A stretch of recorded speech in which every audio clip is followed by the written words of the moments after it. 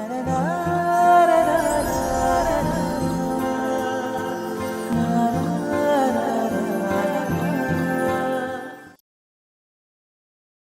दोस्तों, शुभ नक्षत्र में आपका स्वागत है। मैं आपका ज्योतिष मित्र विवेक पांडे। सिर्फ 5 स्टेप को फॉलो करके आप जान सकते हैं कि आपका विवाह किस दिशा में होने वाला है। आज हम 5 स्टेप में आपको 2 बातें बताएंगे। आपके विवाह से संबंधित विवाह किस दिशा में होगा और आपकी ससुराल दूर होगी या पास होगी, घर के पास होगी, जनपद की परिधि पर होगी या जनपद के बाहर आपकी शादी होगी, यह आप जान सकते हैं। सबसे पहले आपको अपनी डेट ऑफ बर्थ, मंथ और जिस साल आपका जन्म हुआ है उसे आपको जोड़ लेना है और अपना भाग्यांक निकाल लेना है। सबसे पहले हम किसकी बात करते हैं? भाग्यांक की बात करते हैं स्टेप नंबर 1 में। जैसे मैं आपको भाग्यांक निकालना बता दे रहा हूं। यहां देखिए 12 मई 1988 किसी भी व्यक्ति का डेट ऑफ बर्थ दिया गया है। आपको सभी अंकों को जोड़ लेना है। इन अंकों को जोड़ने पर जो संख्या हमें प्राप्त होगी उसको यहाँ पे लिख लेना है। जैसे मैं आपको जोड़कर बताता हूं। यहाँ पे आपका है 12 मई 1988। इसको जब जोड़ेंगे तो आपका हो जाएगा 1 + 2 + 5 + 1 + 9 + 8 + 8। ऐड होने पर हमें कितना प्राप्त हुआ? 34 प्राप्त हुआ। अब इस 34 को हमें सिंगल डिजिट में करना है। इसके लिए 34 के अंकों को हमें क्या करना होगा? जोड़ना होगा। जैसे 12 मई 1988 के अंकों को जब मैंने जोड़ा तो हमें 34 प्राप्त हुआ। इस 34 को भी हमें क्या करना है? जोड़ना है इनके अंकों को। तो 34 के अंकों को जोड़ेंगे तो आपका हो जाएगा 3 + 4। टोटल हमें कितना प्राप्त होगा? 7 प्राप्त होगा। जो यहाँ पे आपका 7 प्राप्त हुआ है यही आपका भाग्यांक है। किसी भी व्यक्ति का जो भाग्यांक होगा यही होगा। अब डेट ऑफ बर्थ के हिसाब से प्रत्येक व्यक्ति का जो भाग्यांक होगा अलग अलग होगा। प्रक्रिया यही होगी, इस तरीके से आप निकाल सकते हैं। अब बात करते हैं स्टेप नंबर 2 की। स्टेप 2 में जो डायग्राम आप देख रहे हैं, यहाँ पे मैंने डायग्राम बनाया हुआ है। ऐसा डायग्राम आपको बना लेना है और इस डायग्राम में आपको ढूंढना है कि विवाह का स्थान कौन सा है। यह सुनिश्चित करने के लिए ये ऊपर के जो त्रिकोण दिए गए हैं, आपका ये पहला त्रिकोण होता है, ये दूसरा त्रिकोण, जो ऊपर के दोनों त्रिकोण दिए गए हैं, इन दोनों त्रिकोणों के मध्य में जो आपका ये चतुर्भुज दिया गया है, इसी चतुर्भुज को हम क्या कहते हैं? पहला भाव कहते हैं। और ठीक पहले भाव के नीचे जो भाव आपका घर होता है वह होता है आपका विवाह का भाव। तो पहला भाव आपका ये हो गया। इसके जस्ट नीचे आपका कौन सा है? 7वां भाव। इसी को हम क्या कहते हैं? विवाह भाव कहते हैं। जो आपका विवाह भाव है उस भाव से 3 स्थान आगे जाने पर भाग्य का घर होता है। जैसे आपका विवाह का भाव है, यहां से 3 घर आगे जाएंगे, पहला, दूसरा, तीसरा। इसे हम कौन सा भाव कहते हैं? 9वां भाव कहते हैं। ये हमारा क्या होता है? भाग्य का भाव होता है। और जो गिनती आपने निकाली है अपने डेट ऑफ बर्थ की, जो भाग्यांक निकाला है आपने, उसे इसी भाग्य के घर में लिख देना है और शेष आगे की गिनतियों को लिखेंगे। कहने का मतलब ये है कि जो यहां से आपने भाग्यांक निकाला है, सबसे पहले पहला भाव आप देख लेंगे, उसके जस्ट सामने 7वां भाव होगा। 7वें भाव से 3 भाव आप आगे आएंगे। जो भाव मिलेगा भाग्य का भाव होगा, उसी में डेट बर्थ से निकाला गया जो भाग्यांक होगा उसी को यहाँ पे लिख देंगे।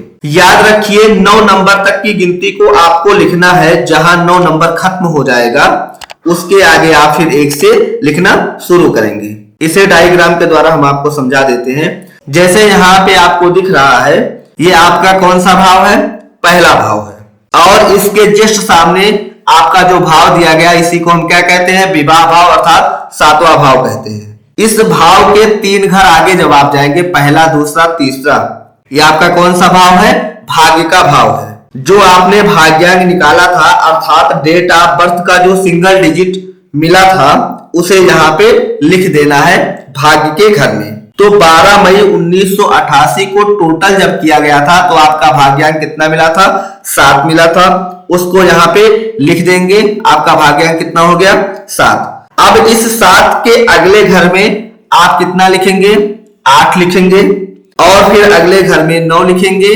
जहां 9 समाप्त हो जाएगा उसके बाद पुनः 1 से लिखना शुरू कर देंगे। इस प्रकार से आपको करना है। यहाँ पे मैंने डायग्राम के द्वारा आपको दिखा दिया। 15 मई 1988 का जो भाग्यांक था 7 मिला था, 7 के आगे 8 9, यहाँ पे 9 तक हम गए। जैसे 9 आपका मिला, उसके बाद हमने वहीं पे समाप्त कर दिया। पुनः किससे स्टार्ट किया? 1 से। 1 से पुनः मैंने 9 तक गिनती ऐड किया, फिर समाप्त कर दिया। फिर आगे आपको देखना है कि यहाँ आपके विवाह भाव में, आपका कौन सा भाव है? विवाह का भाव है। विवाह के भाव में कौन सी नंबर की गिनती लिखी हुई है? इसी गिनती पर आपको पता चलेगा कि आपका विवाह किस दिशा में होगा, ससुराल दूर होगी या पास होगी। जैसे यहाँ पे किस नंबर की गिनती लिखी हुई है? 8 नंबर की गिनती लिखी हुई है। अब हम बात करते हैं स्टेप नंबर 4 की। अब आपको बताते हैं कि आप कैसे जान सकते हैं कि आपका विवाह किस दिशा में होने वाला है।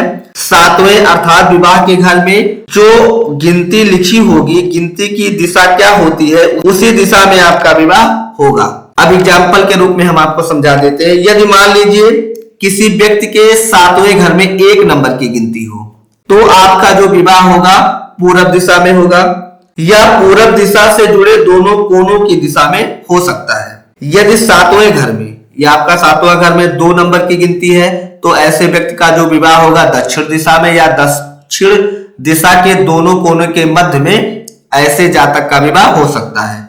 यदि आपके 7वें भाव में 3 नंबर की गिनती हो इस भाव में, तो ऐसे जातक का जो विवाह होगा पश्चिम दिशा में, या पश्चिम दिशा के दोनों कोनों के मध्य की जो दिशा होती है उस दिशा में विवाह होने की संभावना प्रबल होगी। यदि 7वें भाव में 4 नंबर की गिनती लिखी हुई है, तो ऐसे व्यक्ति का जो विवाह होगा उत्तर दिशा में, या आप कह सकते हैं उत्तर दिशा के मध्य में जो दिशा होती है दोनों कोनों के, उस दिशा में विवाह होने की संभावनाएं सबसे प्रबल होगी।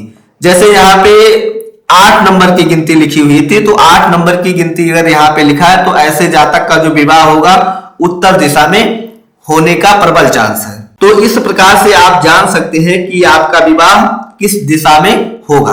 अब हम बात करते हैं स्टेप नंबर 5 की। अब सवाल आता है कि आपकी ससुराल पास होगी या दूर होगा। चुटकियों में हम आपको बता देते हैं कि आपके विवाह भाव में जो अंक आया है, यह आपका क्या था? विवाह का भाव था। विवाह के भाव में जो अंक आया है, उस अंक को देखकर आपने अपने विवाह की दिशा जान सकते हैं। उसी से आप जान सकते हैं कि आपका विवाह दूर होगा या पास होगा। चलिए हम आपको परिणाम बता देते हैं।